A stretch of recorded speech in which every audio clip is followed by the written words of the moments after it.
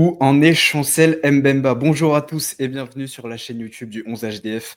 On a fait la présentation en vidéo de Calvin Verdonk ces derniers jours. Celle sur Hamza Egaman arrive sur le site à l'écrit d'ici quelques temps. Et aujourd'hui, on va parler en profondeur de la dernière recrue estivale du LOSC. Un joueur arrivé un petit peu à la surprise générale, libre, après 3 saisons à l'OM, dont une en réserve. C'est là aussi tout ce qui cristallise un petit peu les débats et les curiosités. Et qui de mieux pour en parler qu'un spécialiste de l'OM, un expert du contexte marseillais. Je suis avec Thomas de la chaîne La Tribune Olympienne. Comment ça va, Thomas? Bah écoute, ça va super bien. Merci encore une fois pour l'invitation. Et puis, j'espère que je vais pouvoir éclairer sur le dossier de Chancel Mbemba. Je pense, en tout cas, pour ceux qui ne connaîtraient pas la Tribune Olympienne, tous les liens sont dans la description. Média, chaîne qui suit l'Olympique de Marseille et qui a aussi quelques petites infos sur le club, si je ne me trompe pas. C'est bien ça. On essaye de temps en temps. Et puis, tu es passé quelques fois aussi sur la chaîne. Donc voilà, c'est toujours un grand plaisir de pouvoir faire quelque chose avec toi. Notamment pour parler de l'ami Donzegrova qui n'a finalement pas Oui, pu matérialiser finalement, il n'a pas à voulu Marseille. venir. Mais bon, c'est comme ça. Bizarre. C'est comme ça. Bizarre. Comme je le disais, tous les liens sont retrouvés dans la description. N'hésitez pas à aller jeter un œil à l'excellent travail qui est réalisé. Vous verrez au fil de cette vidéo, il y aura plein de visuels issus de l'excellent site Datascout. Là aussi, les liens sont dans la description, vu qu'on va utiliser plein de visuels. Je me permets de mettre le lien dans la description. N'hésitez pas à aller faire un tour, c'est accessible pour le public. Petit point quand même sur le parcours de Chancel Mbemba avant de te lancer, Thomas. C'est un joueur qu'on connaît bien en France et en Europe. Joueur évidemment qui reste sur 3 saisons du côté de l'OM, mais qui, vous l'avez vu, formé en Anderlecht. 3 années du côté de Newcastle, 4 années du côté de Porto. Et du coup, ces 3 saisons, en tout cas ces 2 saisons en équipe première et 7 saisons en équipe réserve du côté de Marseille, qui font qu'on est quand même sur un joueur avec un vrai CV, un joueur expérimenté qui a parcouru énormément de gros clubs européens. Et donc sur ce point de vue-là, pas trop de soucis. Justement, Thomas, quel est le déroulé un petit peu global de son parcours du côté de l'OM? Qu'est-ce qu'on retient de ces 3 saisons à l'OM? On reviendra sur la dernière peut-être un petit peu plus en détail, mais si tu prends la globalité de ces 3 saisons, qu'est-ce qu'on en retient finalement? Bah, c'est compliqué de répondre à cette question parce qu'en fait, il y a eu tellement de hauts et puis tellement de bas. La première saison a été évidemment la meilleure. Je dirais même plus globalement, les 6 premiers mois ont vraiment été extraordinaires. Il arrive quand même après un garçon comme William Saliba qui avait laissé un souvenir assez incroyable aux supporters marseillais. Et il arrive gratuit, donc du côté de Porto, un peu à la surprise générale parce qu'il n'y a pas forcément trop de bruit au moment de son arrivée. Mais alors, par contre, il met tout le monde d'accord très rapidement. On voit un joueur clairement au-dessus qui apporte beaucoup de choses défensivement. Alors, c'était un l'OM d'Igor Tudor lorsqu'il est arrivé. Il y a la coupure avec la Coupe du Monde qui est, je trouve, compliqué pour lui parce qu'il revient après cette Coupe du Monde. Alors, même s'il ne l'a pas joué, mais on a senti en fait un début de décrochage, on va dire, physique pour lui. Et c'est d'ailleurs, je pense, on va parler beaucoup de ça parce que il a eu des soucis. Voilà, physiquement, il a eu des soucis, il y a eu des blessures et on a senti en fait un niveau de jeu qui, au fur et à mesure, allait de moins en moins bien. Même s'il a répondu présent sur des matchs, notamment sur les matchs européens, où vraiment il a été très très bon sur certains matchs européens, d'autres beaucoup moins. Et puis après, il y a la deuxième saison. Alors, la deuxième saison très compliquée pour l'Olympique de Marseille avec l'enchaînement Marcelino, on a eu Abardonado, on a eu Gattuso et on a fini par Jean-Luc Gasset. Bon, dans ce marasme un peu complet, il a été là et puis bon, il a coulé comme tout le monde en fait en fin de saison. Et puis l'année dernière, absent totalement parce que mis de côté par alors j'ai envie de dire Roberto De Zerbi, mais même pas en fait, hein, par la direction qui voulait le vendre, lui n'a pas voulu et puis bon voilà, après c'est parti dans divers clashs et il s'est retrouvé dans une situation où en fait il a fait la saison avec la réserve sans jamais y jouer d'ailleurs. Il n'a pas fait un seul match avec l'équipe réserve. Donc voilà, sentiment en fait le sentiment au final est partagé parce qu'il y a on sait la qualité du joueur, mais il y a un vrai goût d'inachevé sur sa fin de parcours. Ouais, bah, justement, on va en reparler, mais si on se focalise sur les 2 saisons, je vous affiche à l'écran, j'en parlais, le visuel de Data Scout, le visuel sur les datas, physiques de Chancel Mbemba. À gauche, c'est la saison 2022-2023. Tu en parlais, la 1re saison qui est très, très bonne, notamment les 6 premiers mois. Et à droite, la saison, 2023-2024 où vous voyez qu'il y a un vrai déclin sur certaines métriques, physiques. Toi, comment tu l'expliques? Est-ce que vraiment ce déclin, tu le voyais déjà dès la 2e saison? C'est pas quelque chose qui a été surprenant de voir Chancel Mbemba finalement peut-être écarté au bout de la 3e saison. On sentait vraiment un joueur qui était sur la pente descendante dès la 2e saison. Alors, je sais pas s'il a été écarté cette saison pour des raisons physiques, hein. Je pense que c'est plutôt pour des Oui. raisons contractuelles qu'il a été écarté. Mais le déclin physique, je vais te dire, je l'ai même ressenti fin de première saison, où en fait, on le voit visuellement sur certaines actions défensives. Il ne va pas au contact, il ne sprinte pas de la même manière comme en début de saison, où vraiment le début de saison de Chancel Mbemba, lorsqu'il arrive, physiquement, c'est monstrueux. Et d'ailleurs, on le voit sur les datas, c'est assez impressionnant. La 2e saison, en fait, il est dans la continuité de la fin de la première, où on a de grosses interrogations par rapport à lui. Il y a des rumeurs aussi de blessures qu'il n'a pas voulu, en tout cas, soigner, ou en tout cas soigner à sa manière. L'OM voulait potentiellement qu'il se fasse opérer, lui ne voulait pas se faire opérer. Donc voilà, il y a ça qui a traîné pendant, on va dire, quelques mois. Et très clairement, la 2e saison est très très compliquée pour Mbemba d'un point de vue physique. Hein. Il va plus du tout au duel de la même manière. Et en fait, c'est un joueur, s'il doit être au top et s'il doit répondre présent, si physiquement ça suit pas, c'est très très compliqué pour lui. Alors après, l'année dernière, il a eu le temps de se reposer, puisqu'il n'a pas joué, il a fait que les matchs de sélection avec son pays. Et des petits retours que j'ai eus, c'est qu'avec l'équipe réserve, il a fait quand même un travail individuel physique de son côté, dans l'optique d'arriver physiquement à point, on va dire, pour son prochain club, donc qui est Lille. Donc à voir comment ça va se passer pour lui les débuts, mais physiquement en tout cas il y a eu des très très très gros doutes de la part des supporters et même de la part du club sur lui. Ouais, donc des doutes physiques qui sont pas seulement liés à son année en équipe réserve. On sentait déjà une sorte de déclin un petit peu avant. Exactement.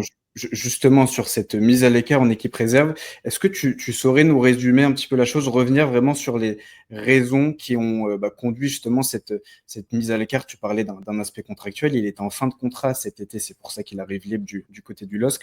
Pourquoi dans le détail il a été mis à l'écart et mis à disposition de l'équipe réserve? Alors, lorsque Roberto De Zerbi arrive, il décide de mettre en place ce qu'on appelle un loft. Hein, voilà, donc il est placé dans ce loft. Alors, est-ce que c'est le coach qui décide ou est-ce que c'est plutôt le duo Benassia-Longoria qui décide?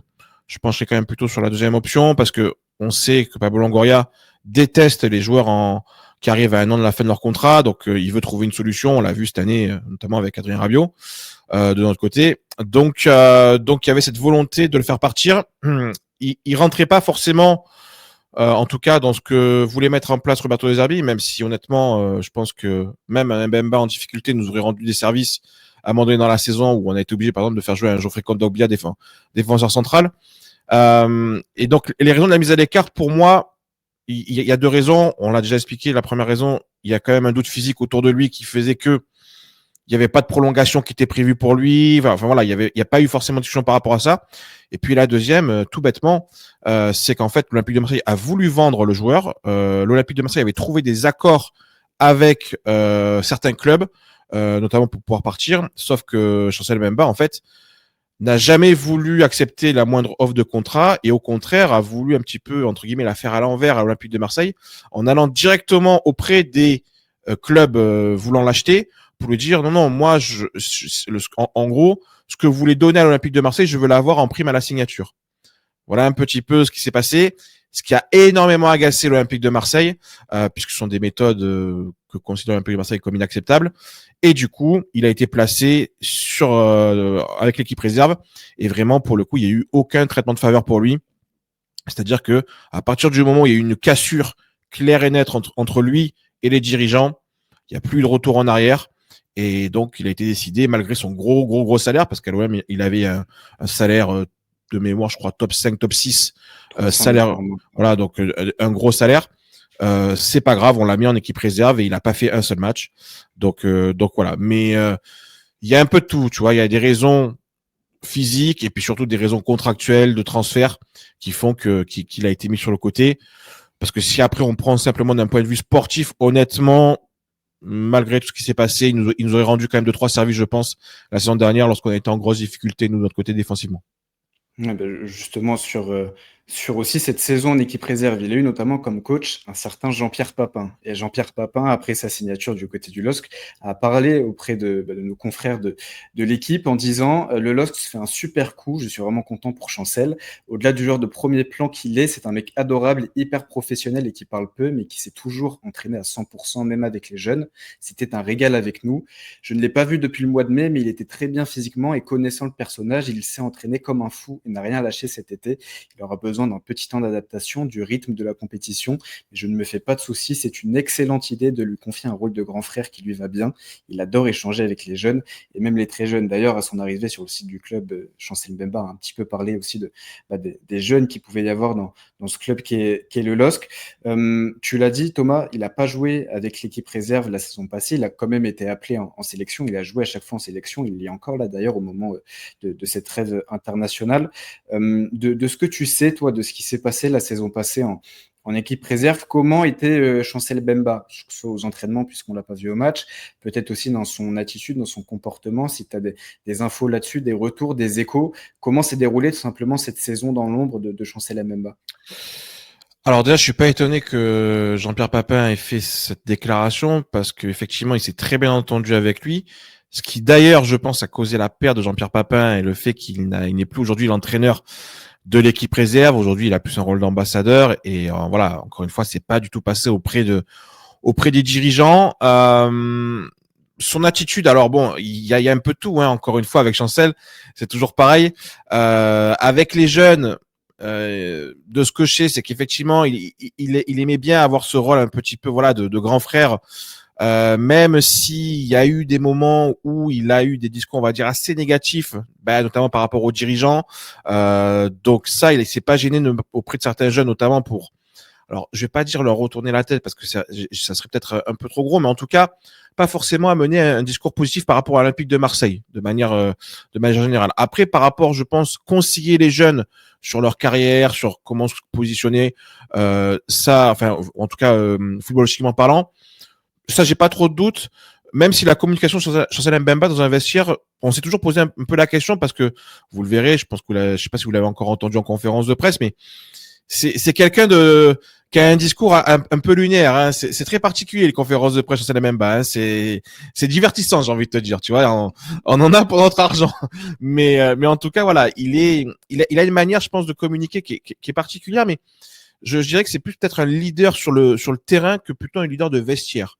Je le vois plus comme ça, Chancel.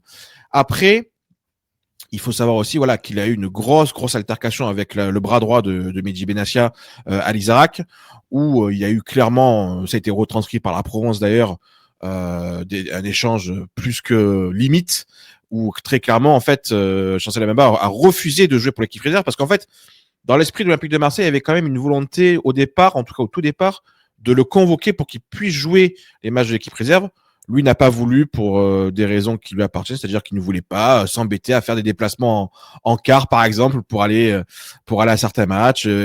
Il a clairement dit, ce jour-là, j'aurais mal à tel endroit pour pas jouer, etc. Donc voilà, du Chancel Mbemba, c'est-à-dire que il est cash, voilà, il est très très cash. Il n'hésite pas à rentrer en conflit avec ses dirigeants si jamais ça lui convient pas. Donc voilà ce que je peux te dire, mais oui, effectivement, ça a été très très compliqué la saison dernière, et je vais te dire honnêtement, la gestion du cas Chancel Mbemba a été très particulière, un peu floue, et je pense qu'on a, enfin du côté de l'OM, on a géré ce cas-là comme on a pu, voilà, surtout ça, parce que pas simple du tout. À un moment donné, il est revenu s'entraîner un petit peu avec les pros, on le revoyait un peu se rapatrier avec les pros, mais tout ce qui était disposition tactique de Roberto De Zerbi, il était remis de côté tout de suite. Donc en fait, c'était vraiment une gestion très très particulière. Après, je pense que l'OM a aussi des obligations, à mon avis, de le réintégrer à un moment donné aussi avec l'équipe pro, mais vraiment pour faire tu sais, l'entraînement, tout ce qui est plus basique, hein, l'échauffement, et après tout ce qui était placement tactique, etc. Hop, mis de côté, salle de muscu, et on n'en parle plus, quoi. Donc voilà un peu comment ça s'est passé pour Mbemba la saison dernière. Ouais, c'est ça. En fait, il a vécu ce que vivent les joueurs qui sont dans un loft pendant l'été, mais lui, il a vécu un petit peu toute la saison. Toute la saison. Si on comprend bien que ce soit l'entraînement, pas de match aussi avec l'équipe réserve. Donc, ouais, saison et cas très particuliers aussi, on voit du côté de l'OM pour Chancel Mbemba. Justement, si on parle un petit peu terrain, parce qu'il y a beaucoup de choses hors terrain avec Chancel Mbemba sur sa dernière saison à l'OM, Ouais. des souvenirs que tu en as, parce que j'ai l'impression qu'on va plutôt convoquer des souvenirs que des images récentes. Quel profil de défenseur est Chancel Mbemba? Comment il peut être compatible avec le football de Bruno Genesio? Je vais vous afficher aussi sa fiche data du point de vue technique. Toi, comment tu présenterais le profil de joueur qu'est Chancel Mbemba? Alors écoute, nous, Chancel Mbemba, on l'a connu vraiment. Pour moi, le meilleur de Chancel Mbemba, comme je l'ai dit, c'est sous Igor Tudor, donc défense à 3. Défenseur axe droit. Une capacité à casser les lignes par la course, par la passe. Vraiment, je te dis, très, très impressionnant. Il a apporté un surnombre.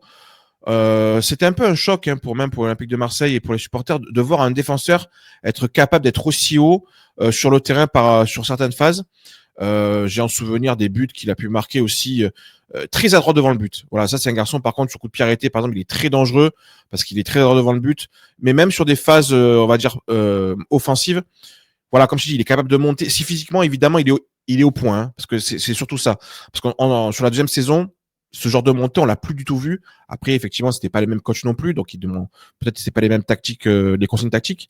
Mais sur la première saison, vraiment, c'était impressionnant de voir à quel point il pouvait apporter le surnombre et puis surtout, voilà, être dangereux devant le but. Je me suis noté, Chancel Mbemba, Olympique de Marseille, c'est 13 buts et 3 passes D en 85 matchs. Pour un défenseur, c'est plutôt remarquable et c'est le club où il a marqué le plus de buts parce qu'à Porto, il avait mis 9 buts et Anderlecht aussi. Mais on savait en tout cas lorsqu'il est arrivé qu'il avait cette efficacité devant le but pour un défenseur qui est remarquable, qui est un plus. Nous, à l'Olympique de Marseille, le dernier qu'on avait connu comme ça, c'était Daniel Van Buten et ça remonte maintenant à de nombreuses années. Mais voilà, c'est dans le style, on est sur un défenseur très très bon offensivement et puis défensivement, voilà, comme je te dis, il était impassable.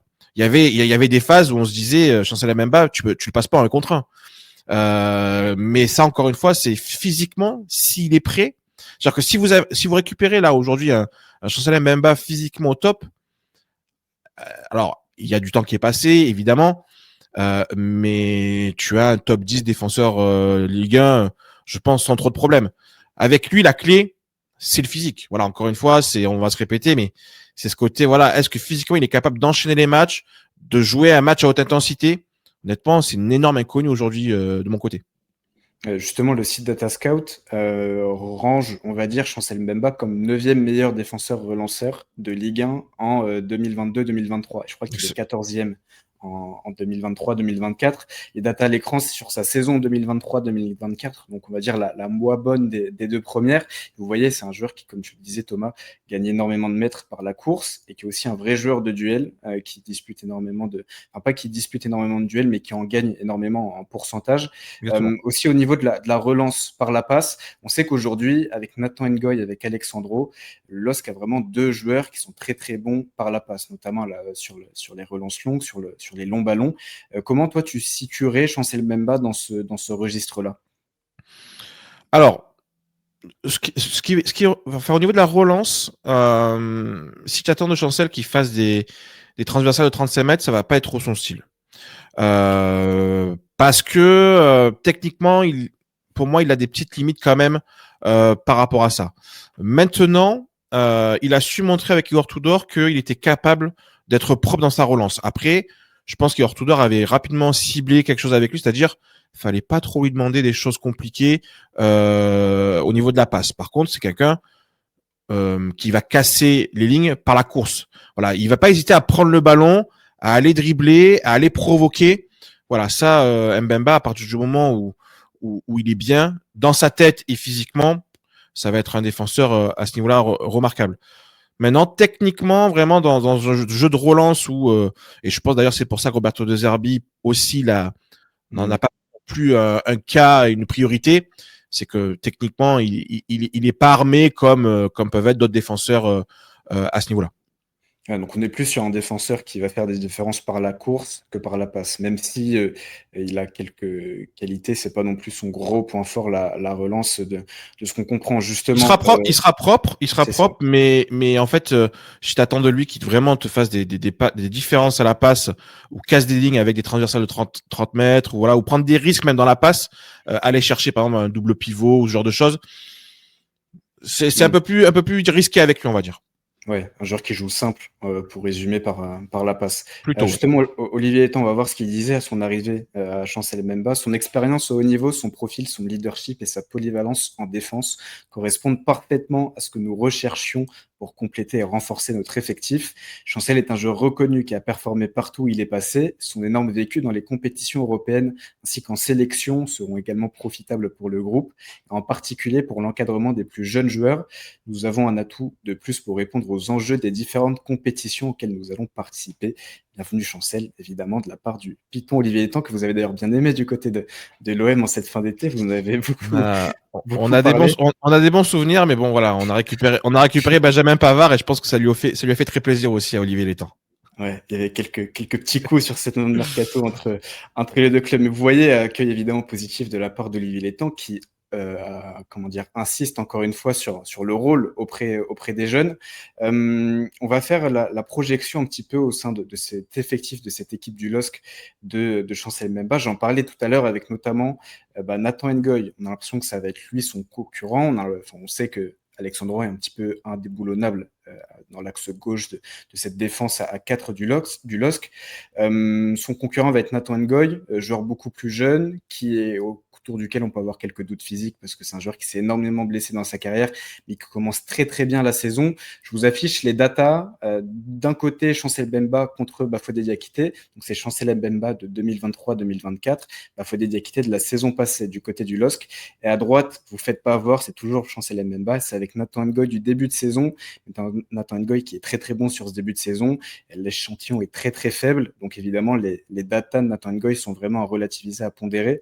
Mais c'est vraiment pour faire un comparatif de profil assez général, assez global. Toi, dans quel rôle tu l'entends, Chancel Mbemba, après un été où il n'a pas eu de club? Si on en croit Jean-Pierre Papin, c'est quand même le genre de joueur à avoir gardé un certain sérieux durant son été. Mais dans quel rôle tu l'attends à court terme et plutôt aussi sur la durée de la saison, que ce soit dans le vestiaire ou aussi sur le terrain, son statut dans cet effectif du LOSC? Alors, je pense que dans le vestiaire, voilà, il va avoir un rôle un peu de grand frère, un mec apprécié par tout le monde parce que voilà, il a quand même cette bonne patte. Enfin, entre guillemets, c'est un bon gars malgré tout. Voilà, quand ça se passe bien avec Chancel Mbemba, c'est un bon mec dans le vestiaire. Donc il y aura pas de problème. Après, c'est dans la durée. Combien de temps ça va durer? Nous, à l'Olympique de Marseille, on a tendance à dire ça a duré 6 mois, puis après les débuts des problèmes sont arrivés. Contrat de 1 an, là, du côté du LOSC. Là, il a un contrat d'1 an, donc c'est sûr que la prise de risque, elle est minime. Je connais pas le salaire qu'il va toucher du côté de Lille.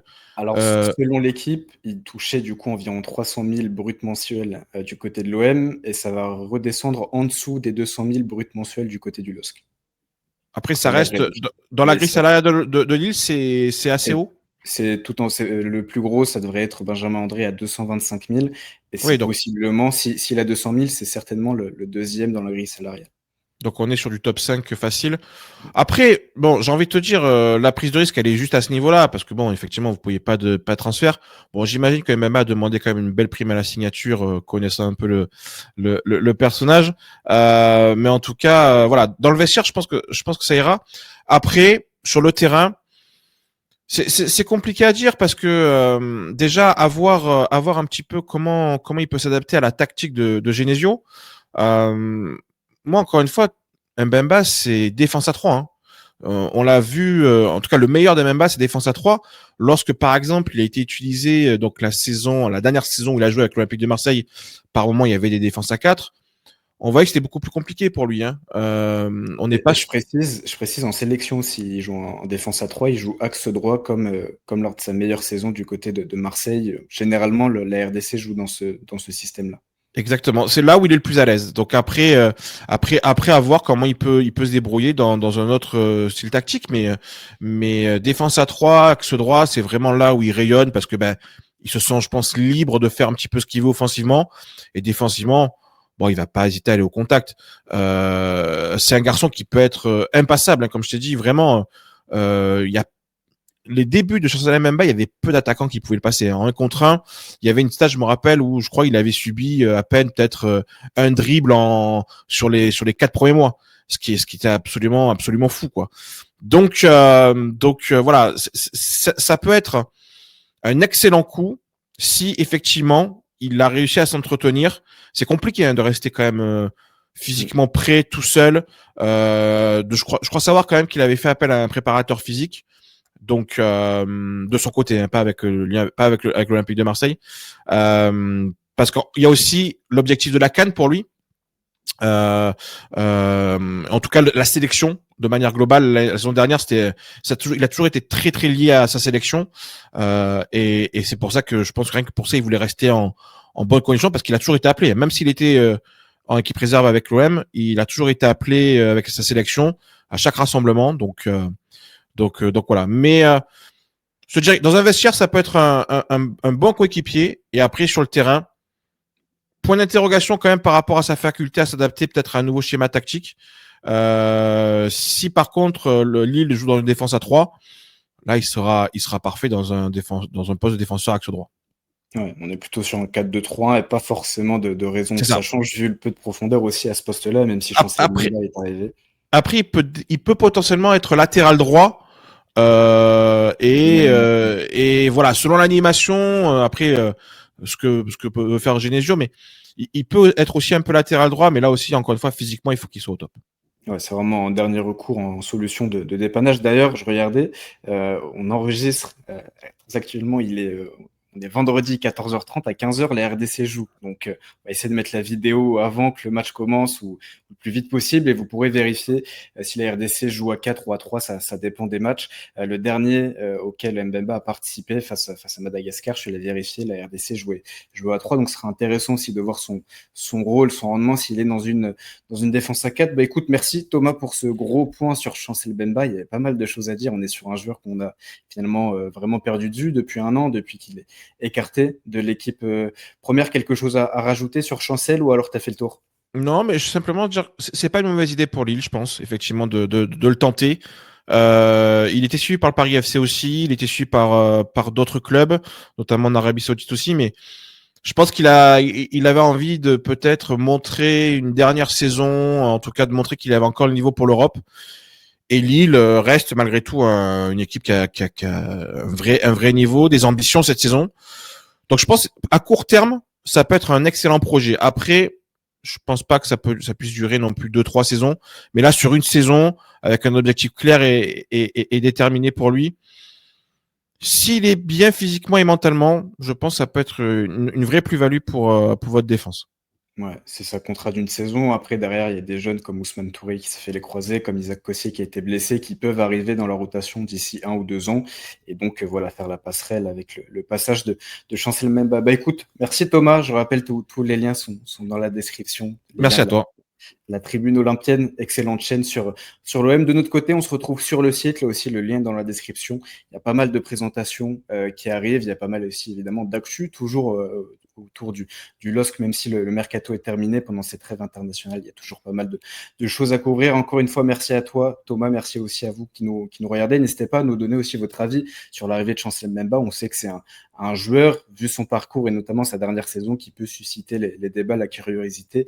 Donc n'hésitez pas à nous donner votre avis. De notre côté, on se retrouve sur le site et sur la chaîne pour de prochaines vidéos. Salut à tous.